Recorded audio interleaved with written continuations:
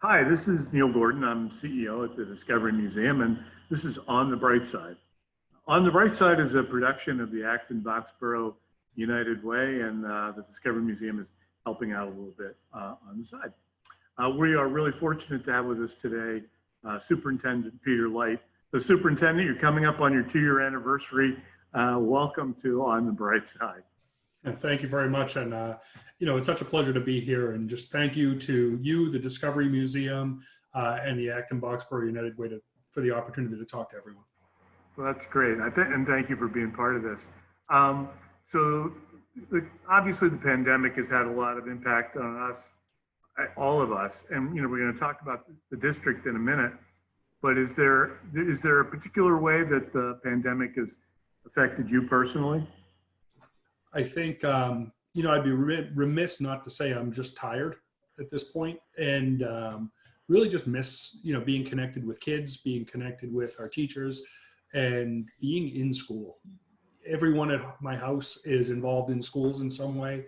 I'm an administrator, my wife's a teacher, and I have 2 kids who are in junior high and high school, and I think we all just miss kind of the day-to-day interactions. And even though we've had some opportunities to do some things we wouldn't normally do, like gardening or going for hikes, it's really tiring not being with everyone every day. And we're really looking forward to the moment when we can start to welcome our kids back.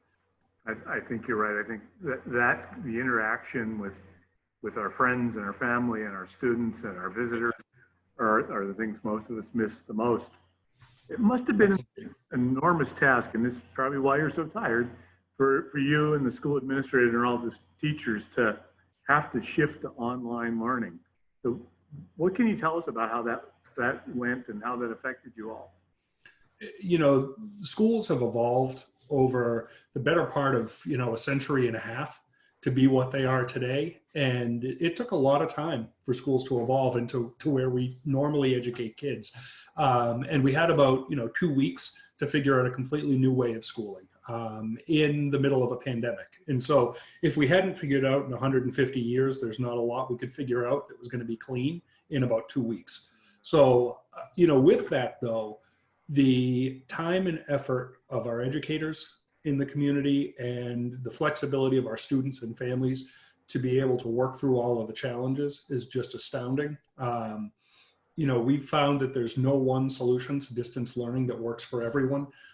Some people prefer a really set schedule of activities during a day, and other people are competing for computer time. They are balancing priorities. We know that we've actually had students who had to take up work because maybe someone in the family got laid off.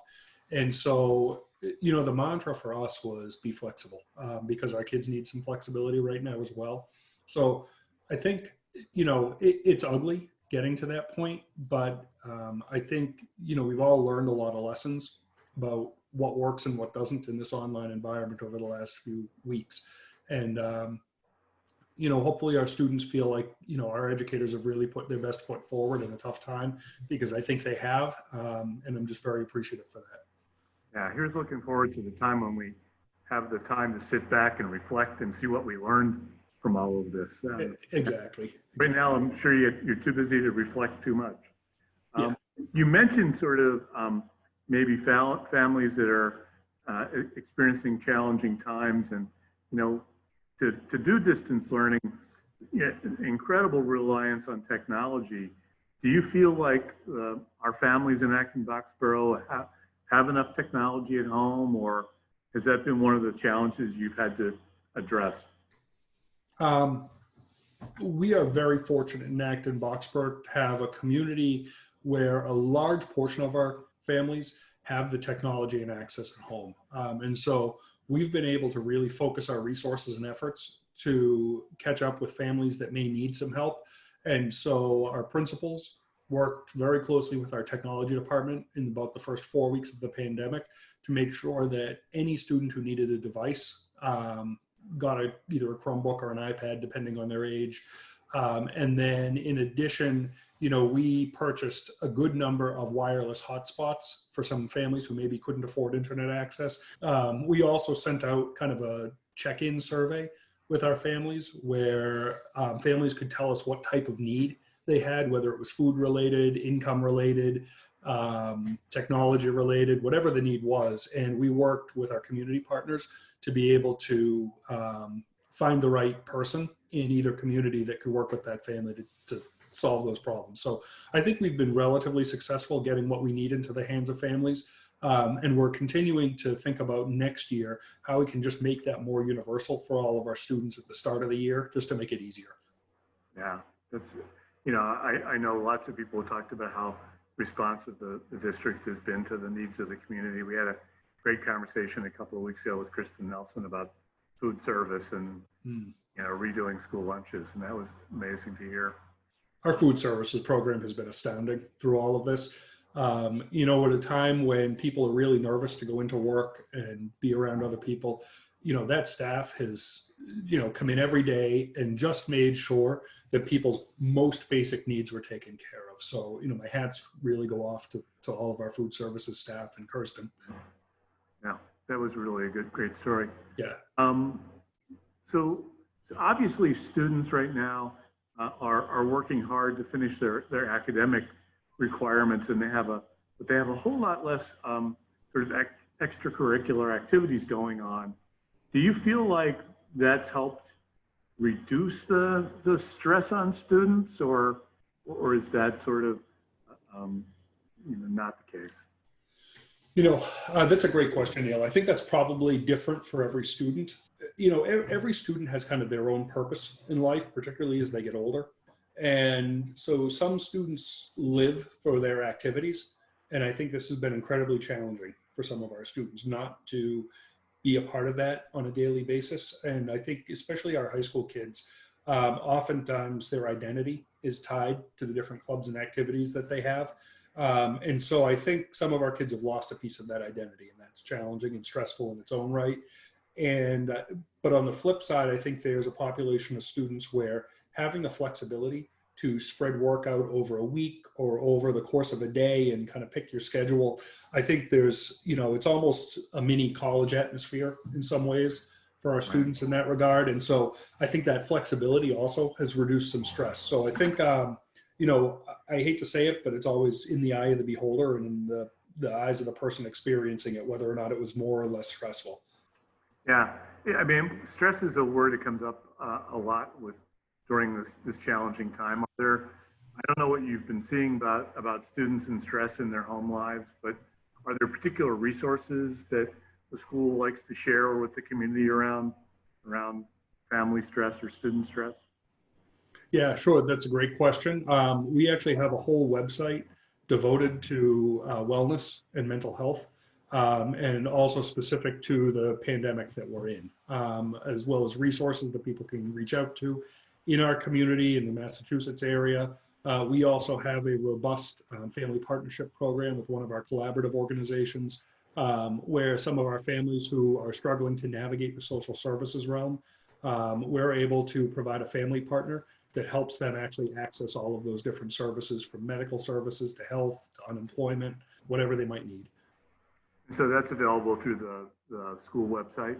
That one's not. That's actually generally referred within the schools on an as-needed basis. But there's a lot of information right on our website. If they go to the homepage, anyone can click on the links and get resources. All right. Well, Superintendent, we appreciate you taking the time to talk to us today. One last question. These are difficult times, but we still hear a lot of stories that people find inspiring, sort of the bright side of this situation. Are there any particular stories that have inspired you personally? I'll say that one of the most inspirational things for me, I really enjoyed our faculty parade, but I have to tell you that overwhelmingly, watching the number of people right now in our country rising up in peaceful protest in support of our communities of color and Black lives has really been inspiring for me. It's an incredibly challenging time because we're not with our students to be able to talk with our kids about this in structured ways. But, it's just so affirming that the world really takes this seriously, and the growing unrest around the continuation of that norm is just inspiring to me. And I hope that, you know, it's not lost in the middle of this pandemic that we need to keep some momentum and make these positive changes in our society and in our community. You know, while we don't love the violence and that's not the way we want things to happen, we certainly understand where the anger comes from and the frustration after years and centuries of this. But we have an opportunity here to really build something fresh with our kids when they return, and with our families and community as we go through the summer and into the fall. So that's inspiring to me, and it's something I think we can look forward to. Right. Thank you for citing that. That's a really important thing for us to talk about in our community and in all communities. Yeah. So Superintendent, good luck with the rest of the school year. I know you're not done yet. Not yet. Not yet. So and thank you for being a guest here today, and then for all the hard work that you and all of the teachers and administrators and other staff over at the school system have been doing to keep the year moving along as best you can.